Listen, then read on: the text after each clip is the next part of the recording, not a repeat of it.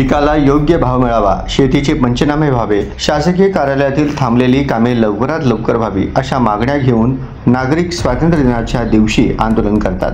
पण सोलापुरात एका तरुणाने मित्राने घेऊन गेलेला लॅपटॉप परत न दिल्याने टोकाचे पाऊल उचलले आणि जिल्हाधिकारी कार्यालयासमोर अंगावर पेट्रोल टाकून जीवन संपवण्याचा प्रयत्न केला।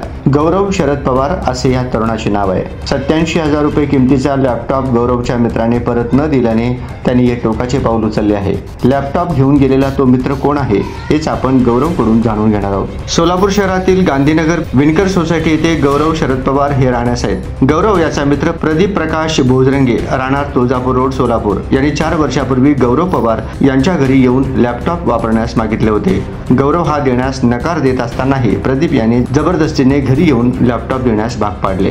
प्रदीप यांनी लॅपटॉप घेऊन गेल्यानंतर काही दिवसांनी लॅपटॉप गौरवने परत मागितले असता प्रदीपने लॅपटॉप देण्यास टाळाटाळ केला। काही दिवसांनी प्रदीपने सांगितले की लॅपटॉपचा मदरबोर्ड आणि लॅपटॉप बंद पडला आहे, तो रिपेअरिंगला दिला आहे, थोडे दिवस थांब, तुझा लॅपटॉप रिपेअरिंग करून देतो असे तो म्हणाला। परंतु गेल्या 4 वर्षापासून प्रदीपने गौरवचा लॅपटॉप दिला नाही। गौरवने वेळोवेळी पोलिसांकडे देखील याबाबतची तक्रार देऊनही त्याचा लॅपटॉप परत मिळाला नाही। शेवटी गौरव पवार यांनी नाईलाजास्तव 15 ऑगस्ट स्वातंत्र्य दिनी जीवन संपवण्याचा निर्णय केला। एकीकडे सोलापूर जिल्हाधिकारी कार्यालय येथे पालकमंत्री जयकुमार गोरे यांच्या हस्ते ध्वजवंदन होत होते, तर दुसरीकडे गौरव शरद पवार यांनी स्वतःच्या अंगावर पेट्रोल ओतून जीवन संपवण्याचा प्रयत्न केला।